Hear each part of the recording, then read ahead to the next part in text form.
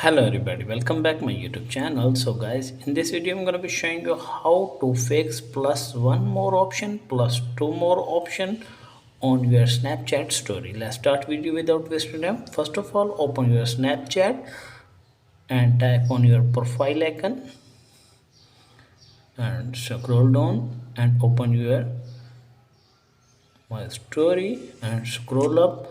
And from here, if you show plus more view option plus two more option, so how to fix, go back and open your setting.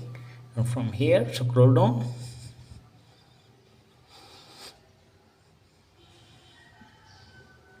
and type on view my story. And from here you make sure that select my friends only and tap on this. After that, I hope your problem will be fixed. If the video is helpful, then like and subscribe my channel. Thanks for watching.